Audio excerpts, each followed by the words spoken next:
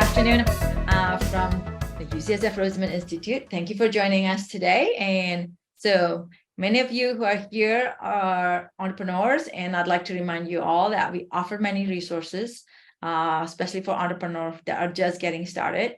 And applications are always open for our startup operation support for your legal, IP to incorporation, and your quality management questions. And through this resources hub, you'll connect with one of our partners who is an expert in supporting your health tech startups. And actually, Brown & Rudnick is one of our partners in providing that support on our behalf as well. So my name is Christine Minato, and I'm along with our team here at UCSF Roseman Institute are here to support your journey. And so in case you have not heard, our annual Roseman Symposium is on June 13 and 14 in San Francisco Mission Bay campus. And in case you have not heard about it, look up in our website. Hope you can join us. And I also want to mention that Brown & Rudnick is our sponsor for our upcoming symposium. So with that, I'd like to bring you all to welcome our speaker for today. And Sage and Tamara from Brown & Rudnick are here to share with you the ins and outs of the FemTech world. And I'm sure you've seen a lot more activities in this space for the past couple of years. And some people ask questions like, what is FemTech? And so that's something that they will address. And what are the market trends? What are the opportunities? Who are funding this technology? And why people are interested in this space? So quick background, we're fortunate to have Sage and Tamara and also Adam, who you can see on the screen here. So a little bit background about Sage. Sage is a partner at Brown & Rudnick. She advises on a wide range of corporate and commercial matters, and she covers national and cross-border M&A, venture capital, private equity, and a lot of company reorganization. She worked with companies from the startup phase all the way through the exit and work with investors that support them. And joining her is Tamara Palmer. She's an associate at Brown & Rudnick, an IP practice group. She focuses on all aspects of patent prosecution. Tamara is also a leader in Brown & Rudnick's FemTech initiative, supporting companies that are developing technology that address women's health and wellness need. And so another familiar face for those of you who have attended some of our previous D-series, Adam Schoen. He is a partner at Brown & Rudnick, and he's also from the IP group. His practice focuses on implementation of patent strategies and also addressing the business objectives and business goals. And he covered a lot of disciplinary. And so we're very fortunate to have Adam as our support. And actually this morning, he had a chance to meet with some of our entrepreneurs to provide his expert input in the IP space and also any other legal matters. And we provide this service at the pro bono. And again, this is through our expert consult program. And so with that, before I hand it the floor to Sage and Tamara, I just want to let you know that Sage and Tamara will take your question during their presentation, and Adam will pop in to ask the question on your behalf. So please submit your question in the Q&A section. You can push that button below on your Zoom link, in your Zoom, and they'll answer the question along the way. So with that, the stage is yours. Thank you. Thank you. I need to share my screen now, so please bear with me. Hopefully this works. Okay, please can someone confirm that the screen is now being shared and you can see the presentation as well as us? Yep, that works. Thank you. Great. All right, let's kick off. So thank you for the introductions, Christine. It is an absolute pleasure to be here today actually at the Roseman Institute. So we're in person over here to give this presentation to you on FemTech. So before we get into the content in detail, I actually just want to address what FemTech actually means. So FemTech is essentially innovation in women's health and wellness. It straddles both life sciences and technology, and it brings a spotlight to companies addressing issues and solving problems in this space, as well as the investors that support them. So Tamara will now give you an overview of all of the topics that we're going to touch on today, and she'll also go into a little bit more detail about what FemTech actually means. Yes, thank you. There we go. Excellent. So before we get started, I just wanted to give our audience a quick overview of what we hope to cover. And we'll start by talking about what exactly do we mean by FemTech, and then we'll delve into the FemTech sector with a historical context, which is important in understanding the current state and the potential of this sector. We'll look at sector startups and funding trends and what we're seeing as positive indicators for growth. And we'll look at intellectual property trends in this area, including why IP protection is important for startups and the funding that they're pursuing. And then we'll look at the journey. Sage has some anecdotal information to share with us, and we'll look at a case study of a company in this space. And then, as Christine said, Adam will be moderating and paying attention to the Q&A. So if you have a question, feel free to just submit that through the Q&A, and we'll answer it as they come up. So what is FemTech? FemTech, the term FemTech is credited to entrepreneur Ida Tin, who first used the term in 2016. So it's a fairly new term, as is the sector. And as Sage mentioned, FemTech applies to innovation at the intersection of life science and technology that addresses health issues that solely or disproportionately affect women, address general health conditions that affect women differently than men, and we'll talk about that in a little more detail, and innovations that address unmet female needs. And the term FemTech is a term that's easier to use to talk about topics that have historically been at best awkward and at worst taboo. And this sector itself includes, among other things, innovations related to fertility, menstruation, pregnancy and nursing, women's sexual health and wellness, and menopause.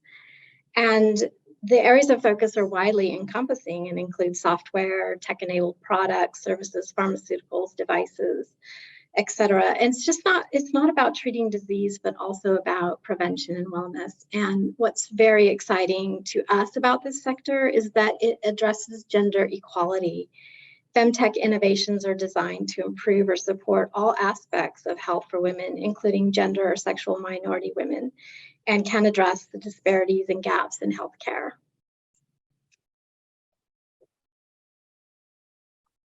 All right, so I'm going to give you a bit of a historical context now, and I hopefully to shed some light on why this sector is still relatively young. So just looking at the slide here, just taking the first sentence, modern medicine was developed based on a foundation of male subjects. So the differences in complexities of the female body compared to the male body have not historically been considered. Research has historically favored male interests, which has led to persistent gender disparities in diagnostics, treatment, and care, and has led to women receiving incorrect prescriptions or incorrect dosages. A classic example of this disparity is that women are more likely to die of a heart attack than men. And I learned last week that Alzheimer's affects women worse than men. And so clinical studies have long been conducted almost exclusively with male participants. I also learned recently that the first female Viagra was tested on a group of 23 men and 2 women. So spot the problem there. How does that work? Just to highlight this disparity, it wasn't until 1993 that the National Institutes of Health mandated that clinical research receiving federal funding must include women and minorities. Now, 1993 is not that long ago. And from 1987 to 2012, women made up only 25% of participants in 31 key studies for congestive heart failure, even though heart disease is the #1 cause of death for women. So not great statistics there. But the good news is the World Economic Forum thinks that FemTech is actually a good investment. So as well as creating a healthier, more equitable world for all, they estimate that a $300 million investment could yield a 13 billion economic return. So that sounds pretty good to me. I'm going to hop in here because there was a question that came in ahead of time, but I think it speaks and the theme of the slides you were just presenting, which is, Sure.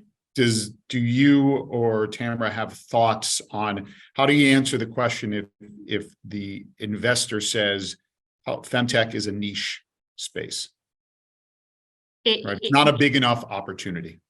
Well, not yet. And I guess hopefully there'll be parts of the presentation that will address that holistically, but I think the short answer is it's niche for now, but we're hoping that it won't be. And we're hoping that with enough education of the sector, starting with presentations like this, and just talking to each other within the life sciences and technology space, it won't be niche anymore. It will just be part of life sciences and technology. Actually, I'll go into this in more detail later, but I was hosting a FemTech event earlier this year, and a colleague of mine, a colleague of ours, actually said to me, "It's so great what you're doing. Are you going to do a men's health and wellness pitch event as well?" And I said, well, no, because that's already covered, So I guess, the answer is it's niche for now, but not for long, we hope. So where are the FemTech companies at this point? Again, this is a relatively new sector with the majority of the FemTech startups founded within just the last 5 years. So as you can see, North America dominates with almost half of all FemTech companies being located there, with Europe second with about 26%, and followed by Asia with about 12.5%. So that's the general geographic area where FemTechs are located at this point.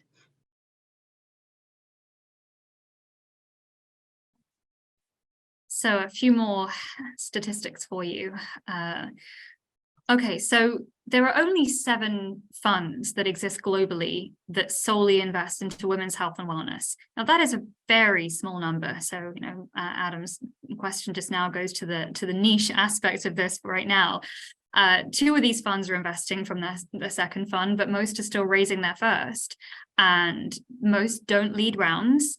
And so it's no surprise that around 40% of FemTech companies are only at the pre-seed and seed stage of their businesses. These companies they're still in the building blocks. And I think one of the reasons for this is certainly historically, and I believe currently as well, most funds have male dominant boards, and it's uncomfortable for men to talk about women's issues. It's uncomfortable for women to talk about women's issues as well, but we're starting to do that now. So I think we're moving in the right direction. Another question has come in on the chat. Sure. So yeah. The question is there a deliberate effort to expand the definition of FemTech to include health issues outside of reproductive organs and behaviors related to female reproduction? All right, what's the real growth opportunity in this space? Okay, so I think with the definition, I think there are ways to interpret it, and I think it isn't, in my opinion, it's not just focused on women's reproductive health. I think it's anything that can be tangentially related to women's health and wellness, anything that affects that. And so, I think the answer is there are different interpretations, but I would interpret FemTech in the broadest sense possible right now. And even taking it from that angle, it's still such a small underrepresented sector. Sorry, what was the second part of that question? I don't know if I addressed that. No, I think you addressed it well. It actually dovetails with another question that came in before the chat, which was, how as a FemTech company do you find a way to potentially reach investors beyond what I think you're going to identify later, but those that call themselves FemTech investors? So different way of asking that question, I think. Okay, as in how to sort of get a broader outreach. Broader outreach, broader exposure. Well, this is a good start. So hopefully more people will listen to this. I think if I don't address that question throughout the presentation, then we'll come back to it at the end, but I don't want to give the game away. But I think between myself and Tamara, we'll actually be addressing that in the next few slides. But please feel free to ask that again at the end if you don't think that it's been adequately answered. Yeah, well, and we've got a lot more questions coming in, so you may not even get to another slide. We'll have to see. Okay, I'm sure. Well, let's sort of try and get through this one for now then. I'll ask one more and then we'll move on and I'll hold some of the questions, but it fits with the topic you've just discussed, which is how do you communicate to male investors the problems that only females face, such as menstruation, in a way that would be relatable and understandable? With difficulty. And I think the answer to that question is we don't know yet, because we're still trying to figure out how to communicate that between ourselves as women.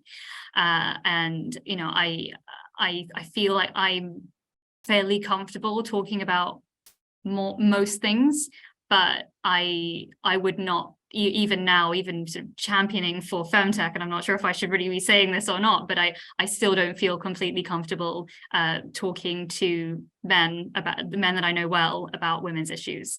So I try to, so sometimes I try to address that, but I think we'll get there. But the answer is I'm not sure how yet. We're still trying to figure that out, and by educating each other, we'll get closer to an answer.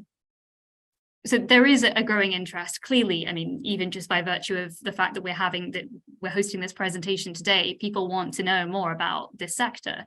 But the FemTech world is small, very small. And just to give an anecdote, I feel like I'm giving a lot of anecdotes at the moment, but I was at LSX a couple of weeks ago with you, Adam. But you don't know this anecdote yet. So just for people who don't know that have joined this call, the LSX World Congress, it's effectively a life sciences conference hosted in London and Boston every year. And we go every year, we sponsor, and every year more and more people attend. This year, I believe there were well over 1,500 people in attendance. And there was one FemTech panel this year, which is better than last year because there were no FemTech panels last year.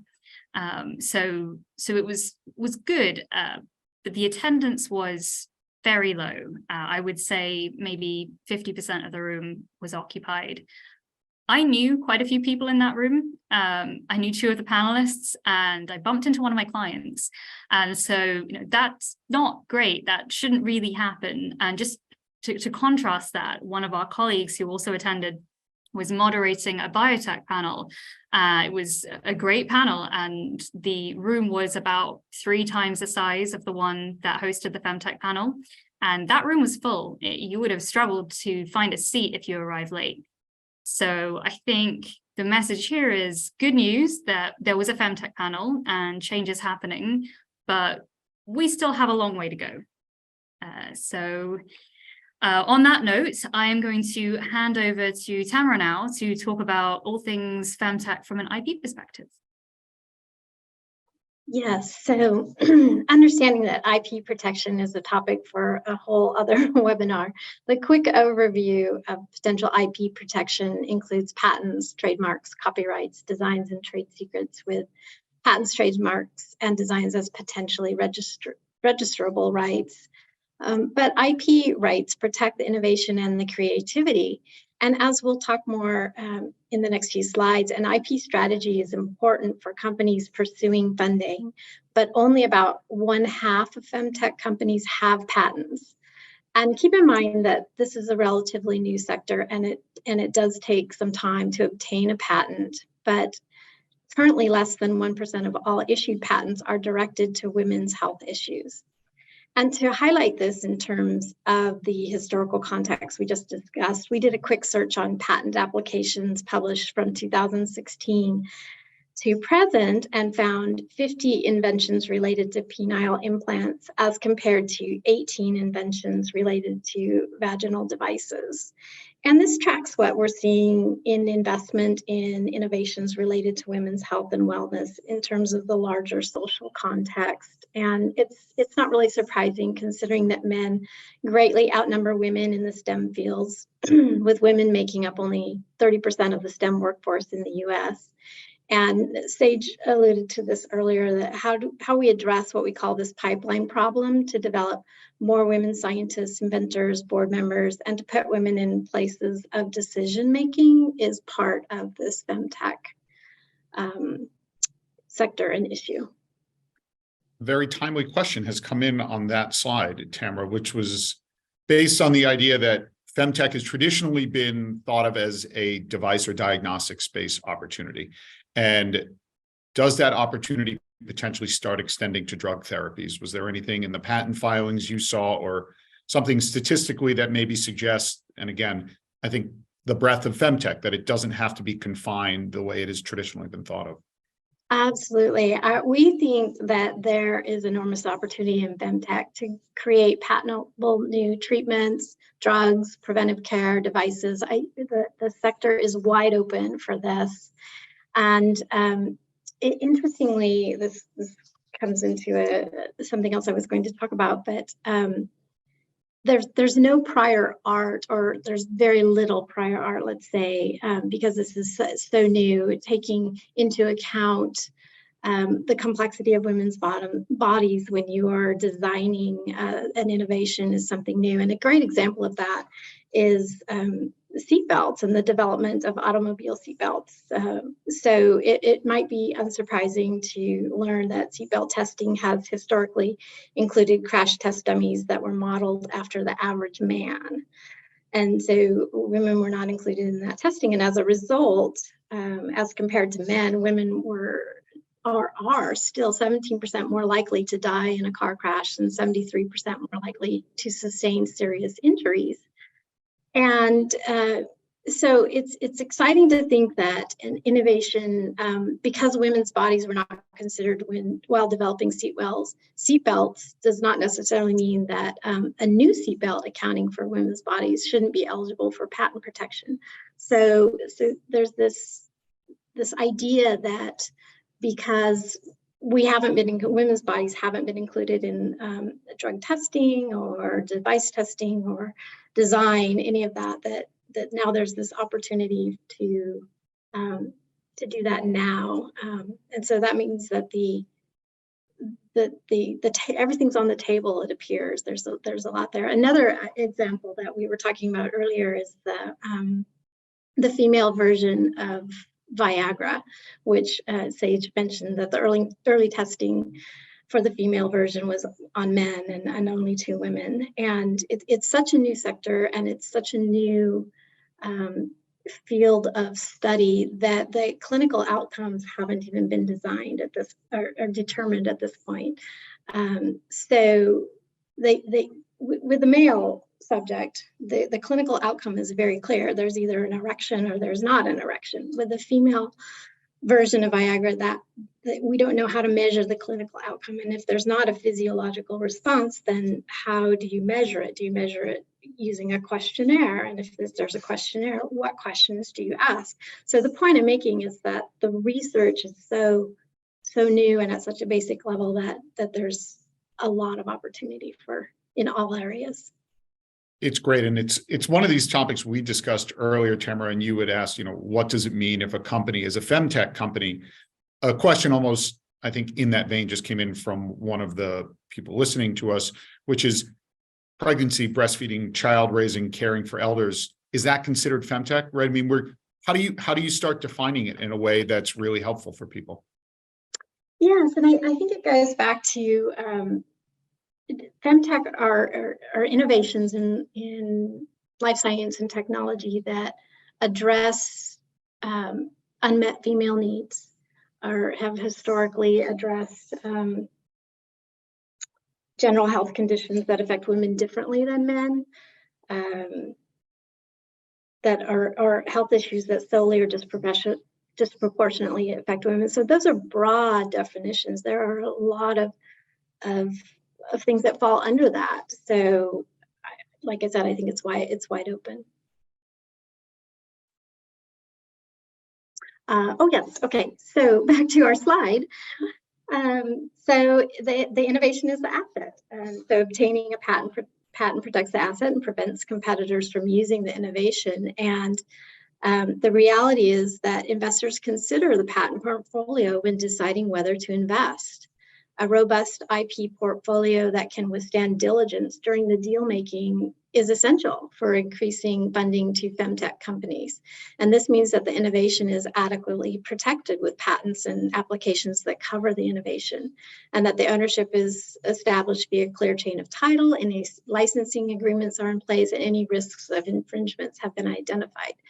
And these are the realities, that a major barrier to entry in the FemTech space is funding, and FemTech companies active in the filing patents have access to higher levels of funding than those that are not. So the patents can be a critical tool to the success of a new FemTech venture.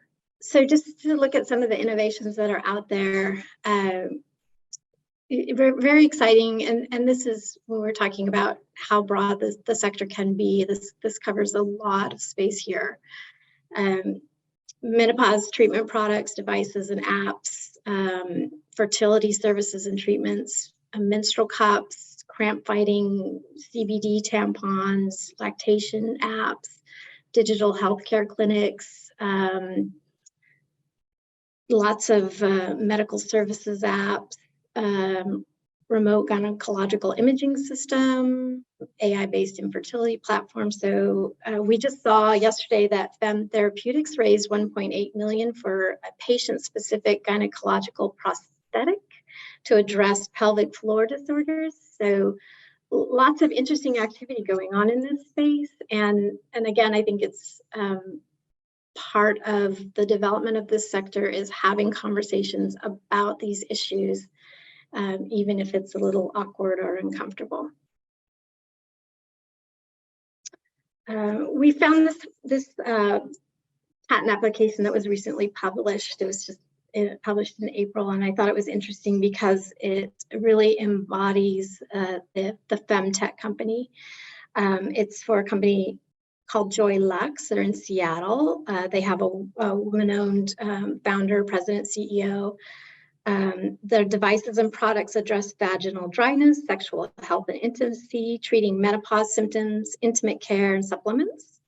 They offer a platform of high-tech devices, digital tools, and products. And on their website, they say by combining science-based products with access to menopausal education, health data, and community, this company aims to deliver better health outcomes.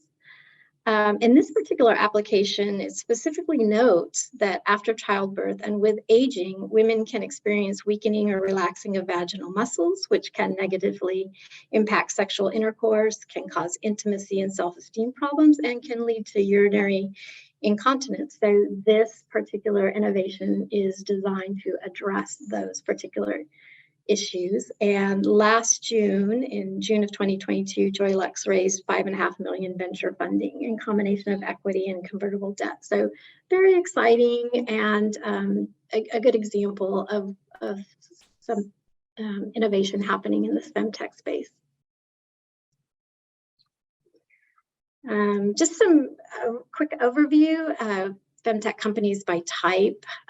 Consumer products is number one, devices.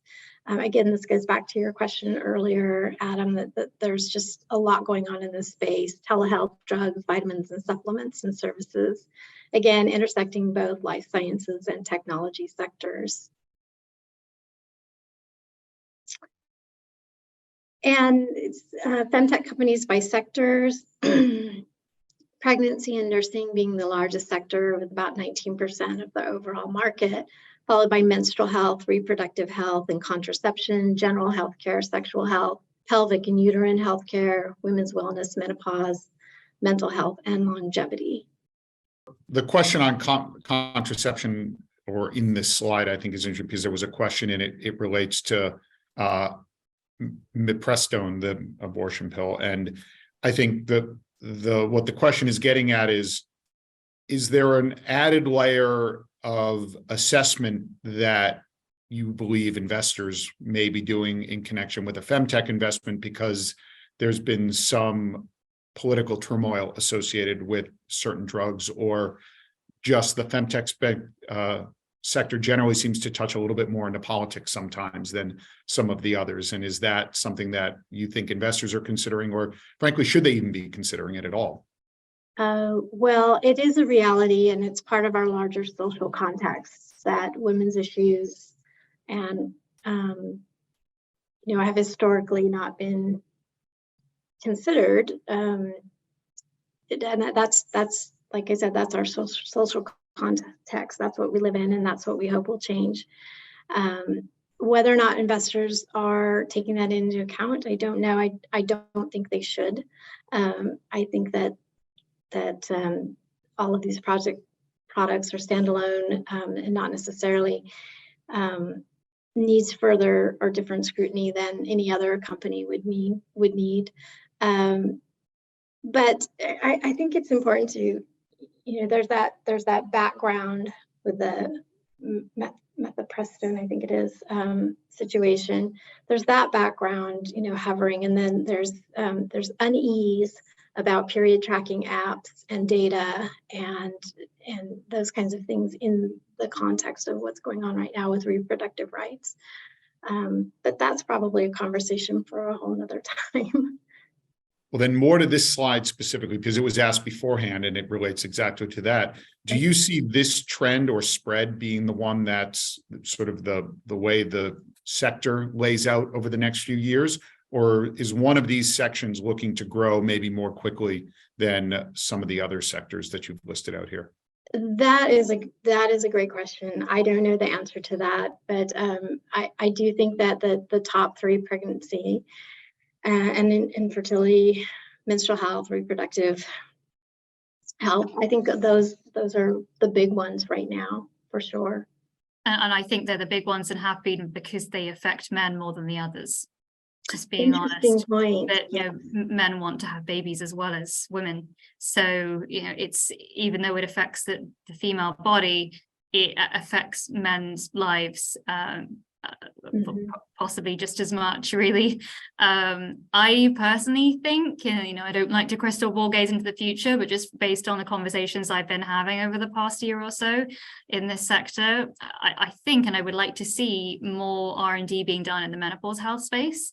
I think that there has been more research more recently within the menopause health subsector of FemTech, and that there are a lot of discussions, a lot of people speaking up about these issues. So it's my prediction. Let's see. All right, this is back to me now. So I just wanted to touch briefly on my personal journey into FemTech and how Brown Rudnick as a firm is now active in this sector. So last year, the Department of International Trade reached out to one of our colleagues and asked if they could use our office space to host their FemTech pitch event. So we said yes, and he reached out to me, and I attended. I was interested to find out more about it. It was a subsector of life sciences, and I was keen to attend in any event, but I wasn't expecting to be so impressed by the founders presenting their innovations in FemTech, addressing issues that up until recently hadn't even been talked about. So I did my own research after that event and wanted to find out more. And then a colleague of mine and I decided we would host our own FemTech pitch event in our office earlier this year. So we did that, and it was a great success. We had a lot of investors attending, investors that are not necessarily FemTech investors. There are so few of them out there anyway, but investors that were interested and keen to find out more, potentially looking to diversify their portfolio in the future. So just dipping their toe in. But we had some great feedback, and we're looking to do the same thing in New York later this year. And from that, we've had multiple collaborations with FemTech Labs, which is an accelerator program. They effectively help early stage FemTech companies to grow, to develop their businesses. And they are hosting, and we are sponsoring, the first FemTech conference in London Tech Week this year. So that's exciting.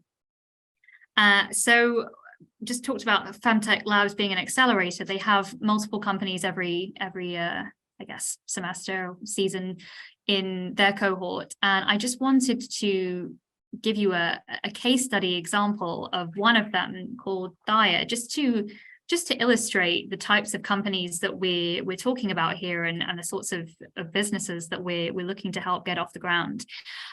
So I'm going to start by just looking at the first couple of bullet points here on the screen, because the facts here are pretty moving. So every day, 9 women in the UK, 26 in the EU, 12 in the US, and 850 globally die from cervical cancer every day. And globally, it's the 4th most common cancer. Pre-screening, it was number 1. But here's the thing. Cervical cancer is 99.8% preventable through simple screening. So for all of you who've joined this call that are women, you will understand when I say that having to go to a cervical smear appointment test is not something that is a pleasant experience, and that's an understatement. This is something that we've come to accept as women we're going to have to do for the rest of our lives, but the procedure itself it's extremely uncomfortable. But Daya has created an at-home HPV test. Works a bit like a COVID test. It comes with a self-swab kit and instructions. Your tests are mailed out, and the lab results arrive within 3 to 5 days.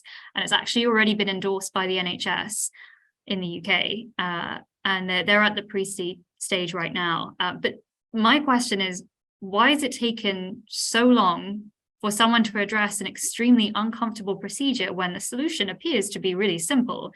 I think, for one, women haven't been encouraged to speak out about these issues ever until now. And, I grew up in a pretty open household, feel confident speaking my mind about things, but I would not have I would not have complained about having to go through this procedure as a sort of, I knew that it wasn't really optional, and I just accepted that when it came to healthcare, things would be a little bit more difficult because I'm a woman, and that's just a fact of life.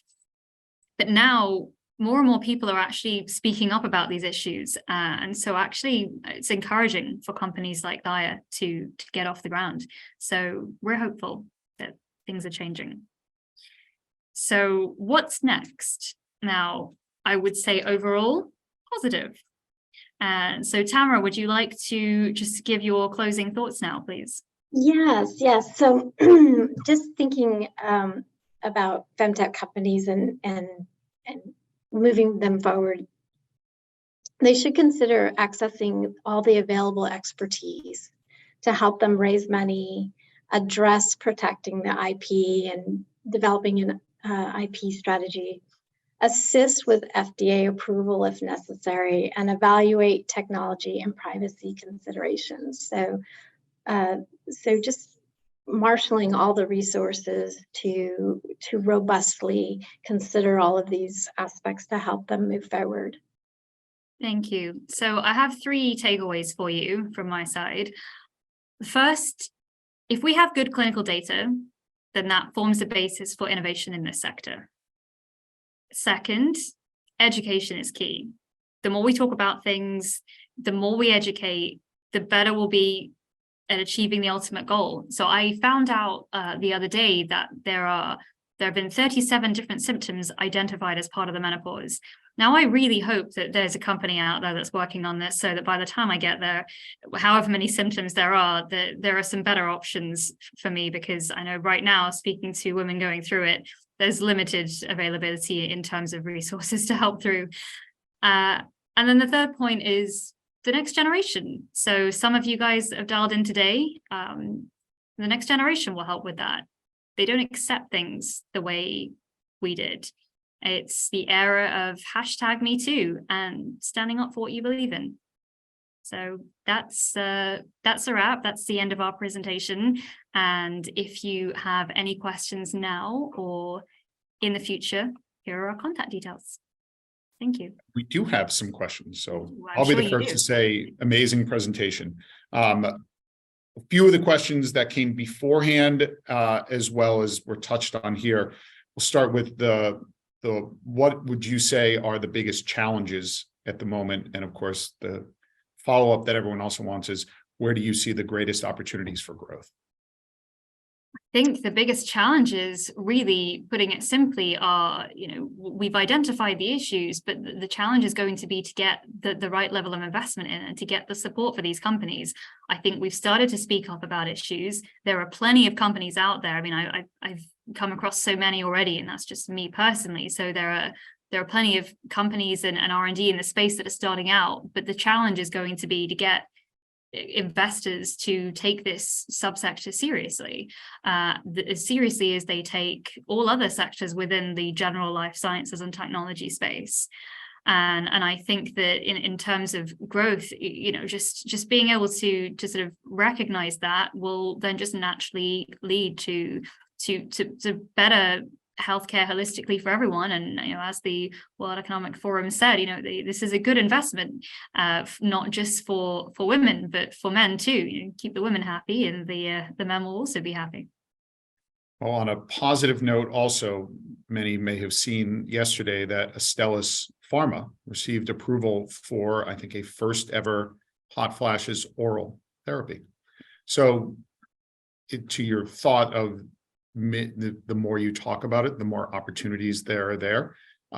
There are those in big pharma that are starting to see it, and that's a great champion to have as part of it. Another question that came in is, and this is a little bit more of a specific question, but what approaches do you recommend to recruit pregnant women for an online app, or for their online app? But I don't know what their app is. So we'll assume maybe getting outreach within the community for participation with, which helps on the clinical data side and involvement. Well, I mean, I think that the easy answer there is that we need the help of healthcare professionals to do that. At the moment, we're focusing really on companies that are a mixture of healthcare professionals trying to innovate and businesses that are looking to grow, but you can't do that in a space if you don't have professionals that are actually working still within that space. So I think what makes sense to me would be, when you find out you're pregnant, you go to your doctor, and then as part of the plan, they offer you access to these apps as part of the whole cycle of pregnancy. I don't know how realistic that is, but maybe that's me being a little bit idealistic, but that is what I would see as an easy solution to that problem. But we've all got ideas, but it's about implementing them. Yeah, absolutely.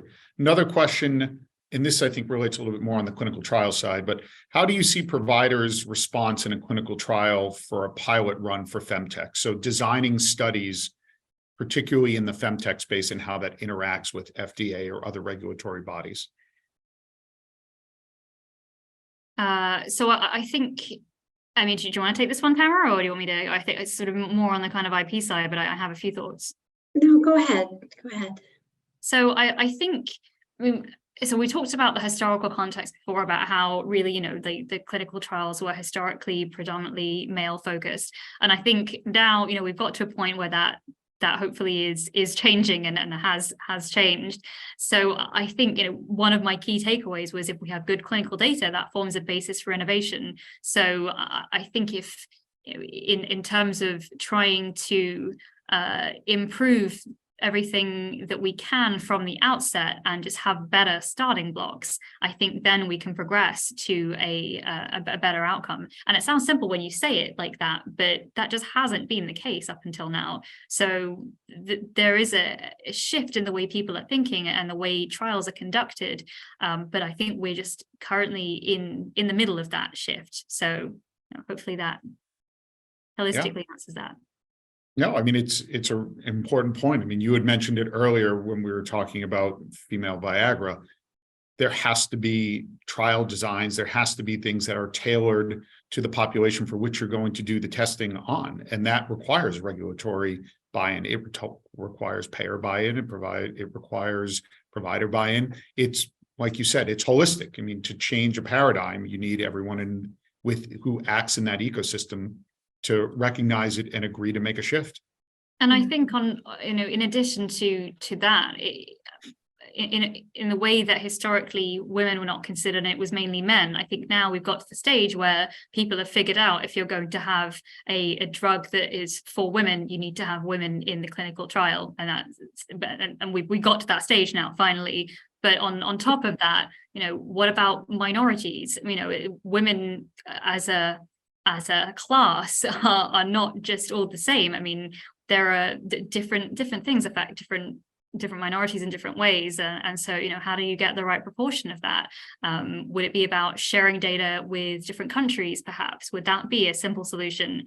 You can't have the most diverse group of people in any one city because you just don't know what you're going to get. We're very fortunate that we all live in very diverse cities, but it's not necessarily where the R&D is happening, because usually it happens elsewhere, and those areas are not necessarily the most diverse, putting that diplomatically.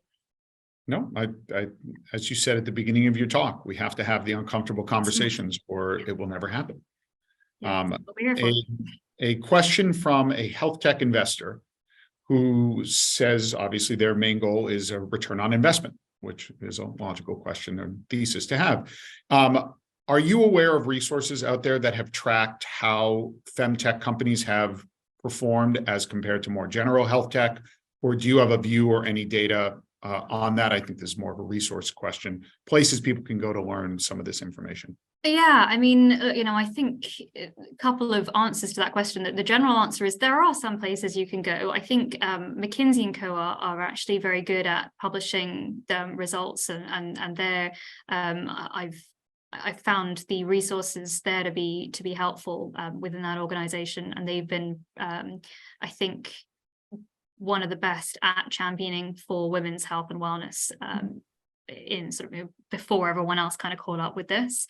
But I think the perhaps slightly negative answer to that question is there isn't really enough out there, and there isn't like a place you can go to. We're all just in this and trying to navigate through this new subsector, and so there isn't like one place where I can say, for this presentation, I looked up these statistics. Like it wasn't like that at all. It was, multiple conversations with funds and companies, and a little bit of research on my own, but talking to colleagues and professionals in the area. And there wasn't one place, and there isn't. But I would say if, you're looking for, the McKinsey report on women's health and wellness is really good.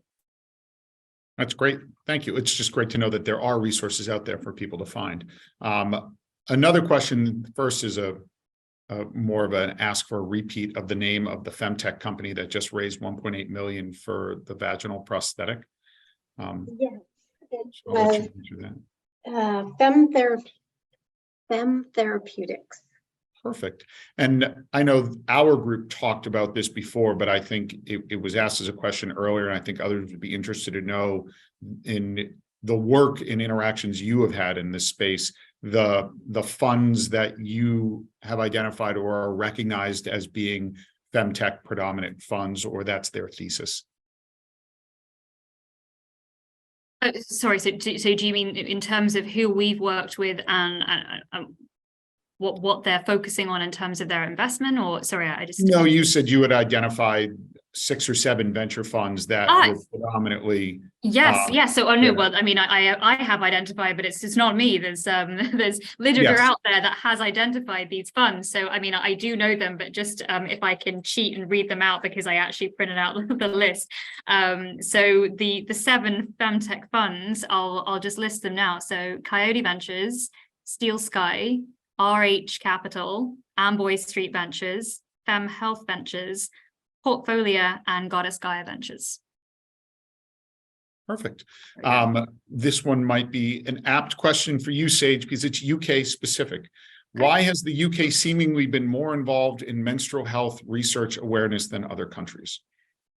If I had to take a guess, then I would say actually it's our government. So the NHS is great. It has its faults right now, but we provide healthcare access to everyone, and it's free, which is pretty amazing. And so, you know, it starts there. But on top of that, in terms of getting recognition and an investment in the space, I think that we have Innovate UK as a sort of a form of grant funding. Well, it's grant funding connected to the UK government, where they have the discretion to give out grants to companies in the life sciences and technology space and innovation. And I have noticed more recently, and from speaking to my contacts at Innovate UK, they have just been more enthusiastic about investing, and well, I say investing in giving grants in this space in particular.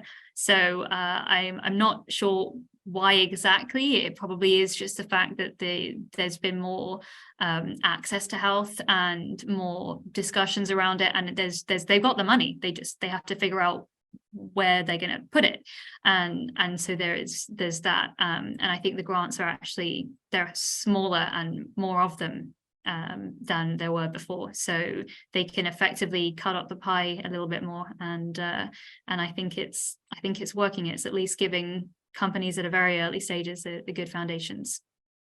Wonderful. We have a legal question, which is, how does Brown Rudnick generally like to work with emerging FemTech companies, and particularly on the patent side?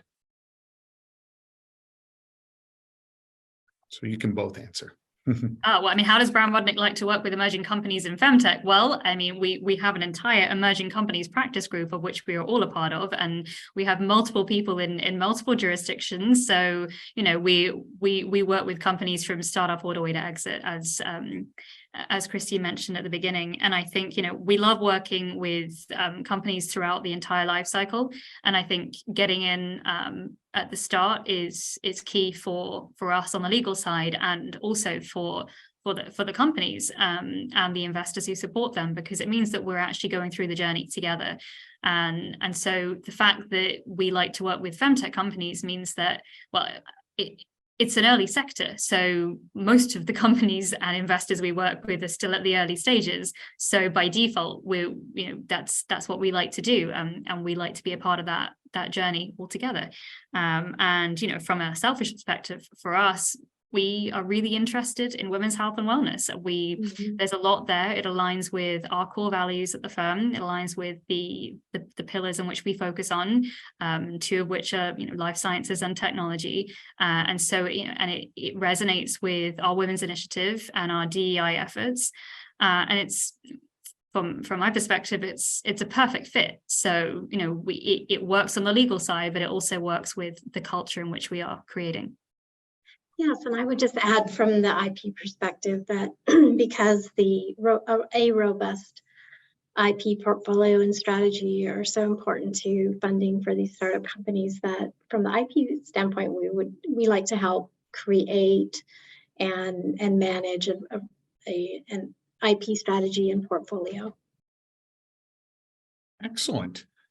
We have a couple more if we have a minute or so left. One of them speaks, it's a specific question about reimbursement, but I think the broader question is, and you've touched on this, which is, are we seeing governments change their way in the way, you know, how governments have an ability to drive industry sectors?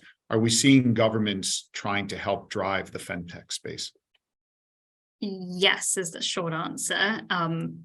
It's at the very early stages, but just, you know, as an example, so I talked about LSX earlier, and last year at LSX, it was still a great conference, but it was, you know, focused on biotech, medtech, health tech, and they were the key focal points, and there was no sort of specific women's health and wellness discussions, no FemTech discussions, and this time there were some, and I bumped into my contacts at Innovate UK this time, and I don't believe that they were there last year. So I don't know if it's a coincidence that happened, or, you know, there was 1,500 people there. So, you know, perhaps I was just I got lucky in the sense that I bumped into some of the people that I knew, but, you know, they were from Innovate UK, and so I think, you know, to that point, I've seen that this sector is, even though it's still at the early stages, it was at the early stages a couple of years ago.